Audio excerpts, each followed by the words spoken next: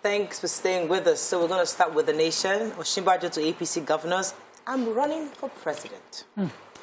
FG to raise 700 billion naira for pension liabilities. Electoral Act 84, subsection 12. Appeal court stops Malami. 2023, Southern PDP aspirants clash with Southeast governors. Akeredolu's wife runs for APC senatorial ticket. Why PDP should not abandon zoning, says George. 37 billion naira National Assembly renovation begins. Nigeria's COVID-19 cases rise by 45%. Let me start with the biggest story in Nigeria this morning. Vice President Professor Yemi Osinbajo has finally declared for president.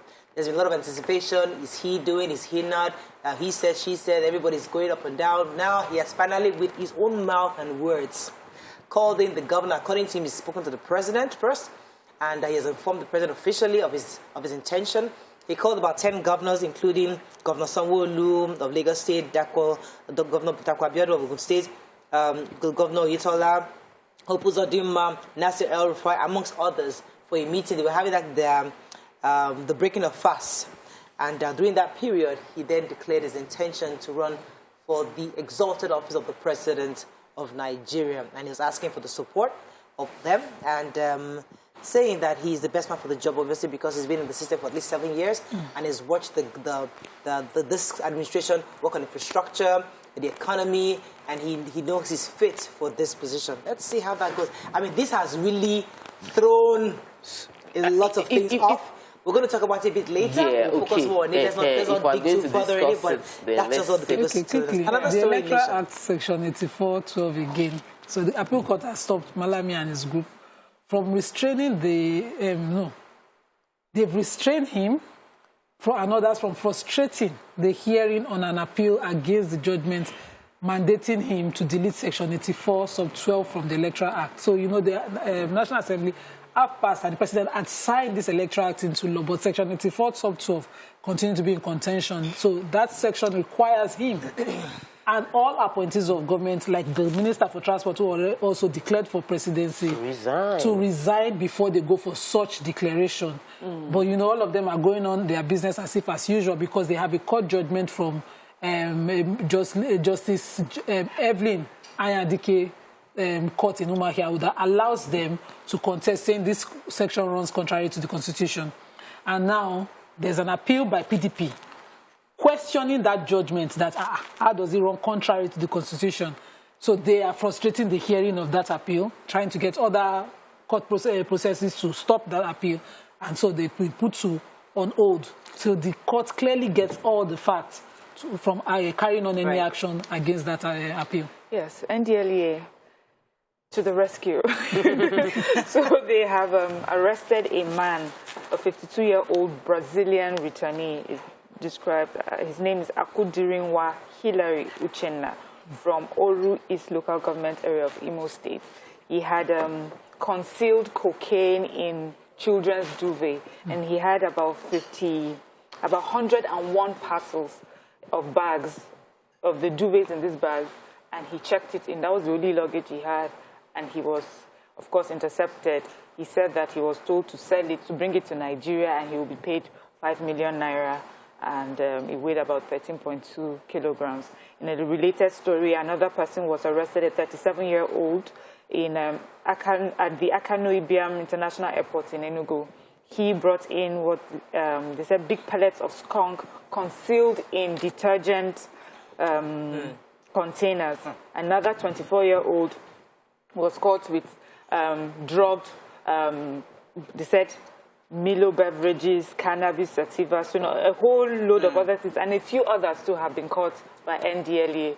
As we say every time they arrest you, you keep bringing in, but it also shows that there must be a lot of people bringing it in and getting away with it, and we just hope that this war at NDLEA will be even more supported, so that this would stop. So I want to take the COVID-19 story. The Boss Mustafa-led Presidential Steering Committee, PSC, has released reports of an increase in number of COVID-19 cases in Nigeria by about 45%. So last week I took the story of the fact that they've lifted, we took the story of them lifting all the restrictions. People can now gather. My church for the first time was sitting at full capacity.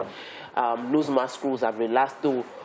This is instructing Nigerians that even though the restrictions have been lifted, we must all take personal responsibility to still protect ourselves, especially since there's been a 45% increase in the past 9 days. So obviously, maybe it was wrong to have relaxed the rules or whatever it is. We should protect ourselves. Yeah, but I think countries that have totally relaxed the rules is because they are fully vaccinated. In Nigeria, we're not fully vaccinated, so we don't think we should just copy and paste what they're doing. Exactly. We should try to get more people to be vaccinated first before we start telling them to stop. It's not also copy and paste. It's the fact that we have not even been following all these guidelines anyway. People are going around without masks. People are meeting in large gatherings. So everything is just... An election season has started, so... Okay, anyway, so the wife of the Ondo State Governor, Mrs. Betty Anyanwu Akeredo, has finally declared for Senate. She's running, obviously, for the Imo East Senatorial District next year, and she's been supported by the coalition of Southeast youth leaders. Now, they were speaking, saying that aside from the fact that she's a woman leader and she's a good daughter of the soil, she has also ensured the attraction of the construction of a 10.5-kilometer road worth 1.6 billion naira from the Niger Delta Development Commission, NDLEA, and it's currently under construction. And she has done quite a bit for the community, and she's a woman of a kind. It's not easy, and she's a good daughter of that community. So they're supporting, even though she's married to the governor of Ondo State. Now, with this new electoral reform that we're seeing, I think she can now run. So we're seeing the benefits of this reform plain as where even though she's been married to somebody else, she can still run for office. Another state. She can always run from her own state. This is her own state. Yes. What we're trying to do is she should run from her husband's state. Yeah, but what we're trying to do is run from Ondo State. Okay, moving on quickly to Vanguard. Northerners succeeding Buhari dangerous to Nigeria's future, says Pa Ayo Adebanjo.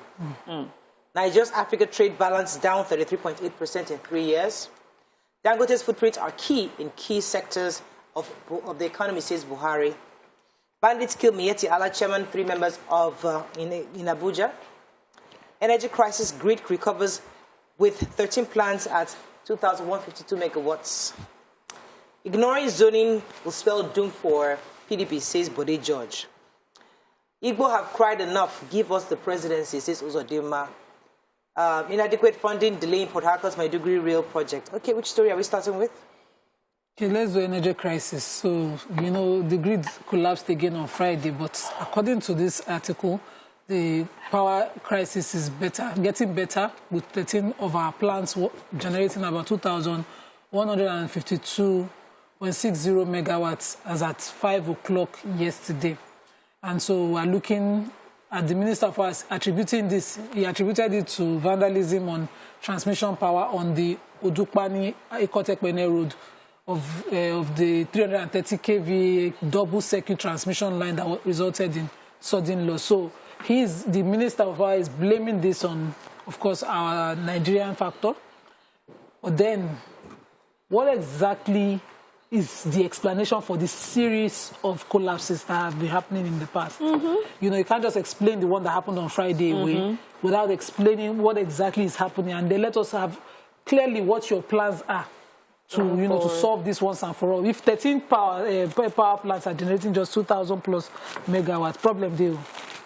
Okay, which other story? Yeah, so the Minister for Transportation has said that the Port Harcourt Maiduguri Rail project is taking a lot of time. It's lagging behind because of low funds, and he was speaking to journalists and said that he hopes that very soon they can acquire some loans. That the money that they have on ground is low, and then they're hoping to get some loan that will come just in time for them to be able to get more personnel and more equipment to hasten it. And from his estimation, he's saying that the rail should have gotten to Enugu by September. Definitely, I think that the rail that runs from Port Harcourt to Maiduguri is an important one, and I hope that they're able to finish it on time for all the benefits. But he also mentioned that there are going to be stations that will be built, and he had asked for security for all those who are working along the rail because of the issues of kidnapping. And I hope that this time, his request for surveillance equipment and security and more personnel, security personnel will be, answered to immediately, so that we don't have the case of saying we had asked for this and they didn't give us, and now here we find ourselves. So let me take let's call a quick break. When we come back, we'll continue with the review. Stay with us. We'll be right back.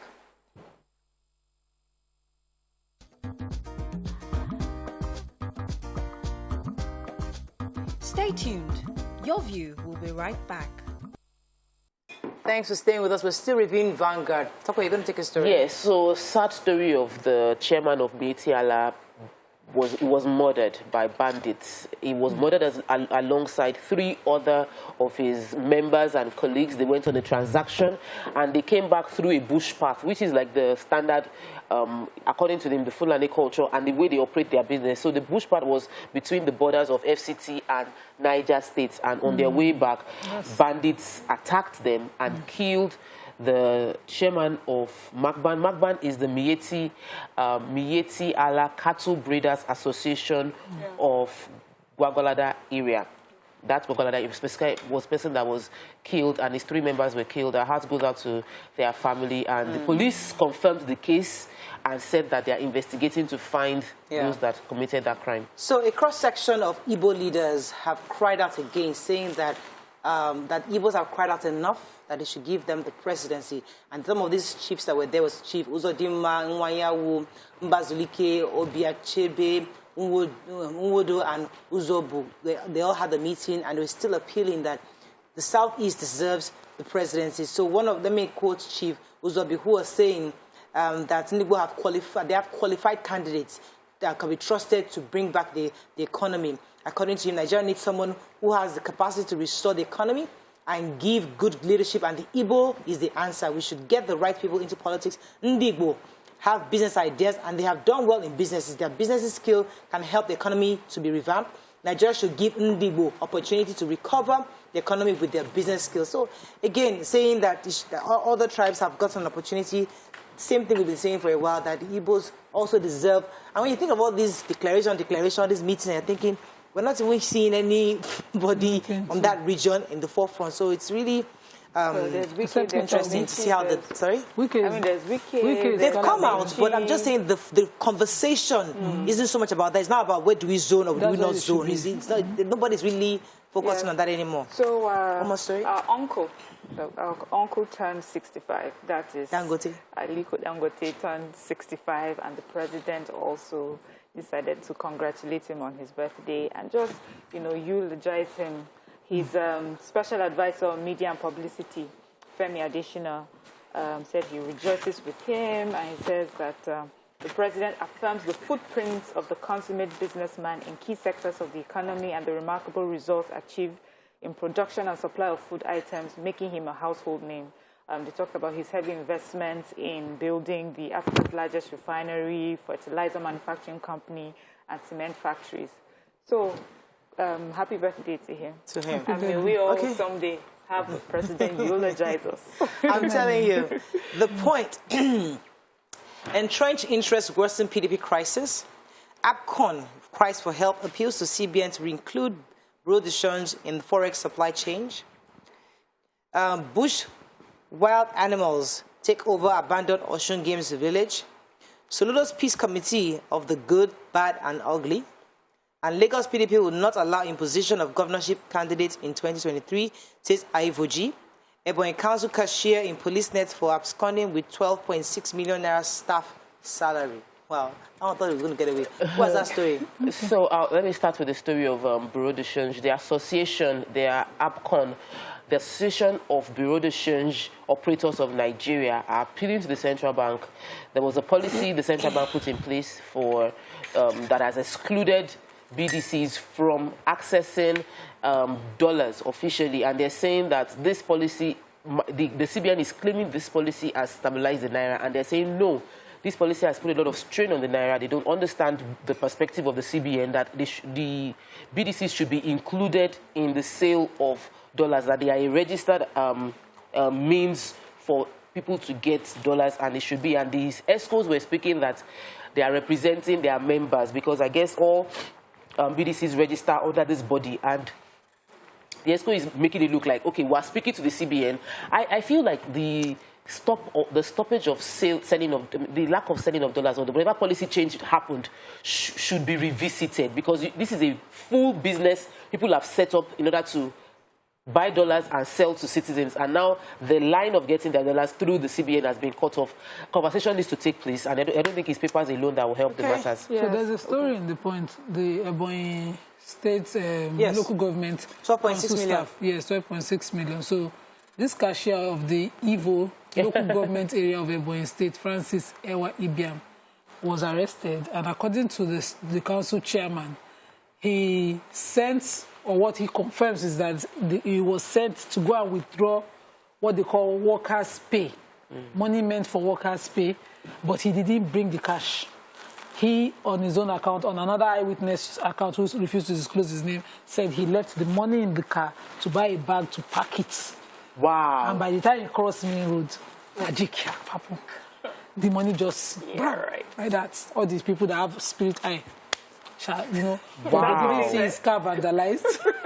Wow. His car wasn't vandalized. The money now, 12.6 million, is missing. He's now been arrested and, you know, so it's like, I bought detention. bread, but then I stopped to get a bag to put the bread into. And not 12-point-something million. So anyway. the matter get as it sounds. But I'm wondering why workers pay. Cash. Yes, cash. Yes, Why? Cash. Why cash? Why was cash? Because, you know, cash is untraceable. So there's certainly corruption there. Osun State Games Village in Ijebu-Jesha has been left abandoned for 15 years. They said this is a multi-million naira sports complex, and they have just let it, you know, Rot.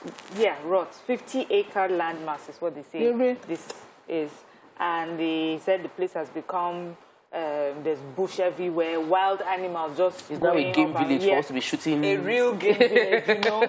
And they said, of course, bad people have found a way to make it their place, shelter. They said some farmers are also farming on the farm with their families, providing shelter for a lot of people. Wow. So the people in the community are just saying that this place used to provide them jobs, job opportunities, and now, because it's run down, there's nothing that they can get from this, so they're appealing to the government to do something about it. This is really And then it's sad. going to cost money. It's a whole lot of money that it already costs, a multi-million naira sports complex, and we'll just let it go. And that's the story for a lot of the things that we have in Nigeria. We'll let it go.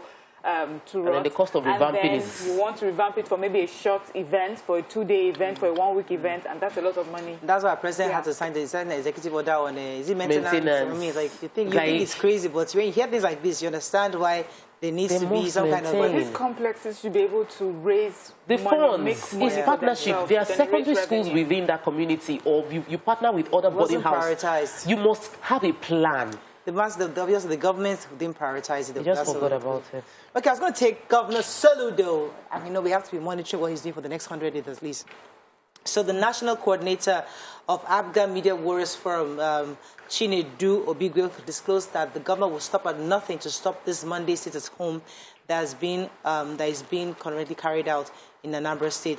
According to him, the governor is a fearless lion that cannot be cowed or intimidated by criminals that earn livings from insecurity, and says that they have identified that this criminal terrorizing Anambra State is linked with a man based in Finland. They withheld his name, who has been laboring hard to use their acts of terrorism to intimidate the governor. But they said that the governor was not going to listen, that he's going to do everything to ensure that they restore normalcy to the state. According to him specifically, he said that the governor is not someone that can be frightened or intimidated. The decision to end the every Monday sit at home in Anambra State stands and cannot be changed.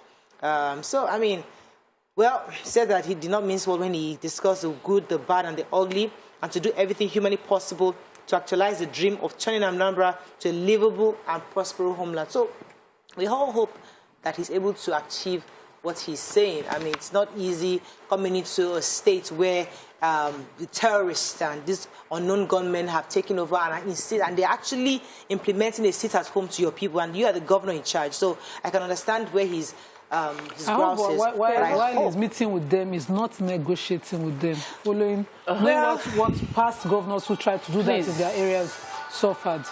So I need to quickly take a story from the Punch. We didn't get to Punch. It was about the strike, the ASU and the strike situation. Our students, many students, have been at home since February 14, and the issue hasn't been resolved. About 2 weeks ago, SANU and NASU joined the strike again. So that means more students are now at home. We know that idle hands. I saw a picture that says, when you pick up a book, you drop the gun. We need to keep our children in schools. And right now, ASU is saying that federal government, ASU, other selfish, says federal government, the union is faulting ministers. In between the minister and the ASU, the children are the ones suffering. Can we put the Nigerian youth forward and focus on how to get them back in school while negotiations are ongoing? Can federal government shift a bit and pay a little bit just so, because I need 3 billion for security, but you know that the security issue we're having is because children are not occupied. So let's get children back in school, But please. the minister is saying that actually the university staff are getting their salaries and yet unwilling to renegotiate on their strike. That's what the federal government is saying. That's all we can take on Front Page Review. When we come back, move on to our hot topic of the day. Stay with us. We'll be right back.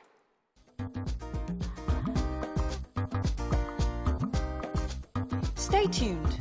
Your View will be right back.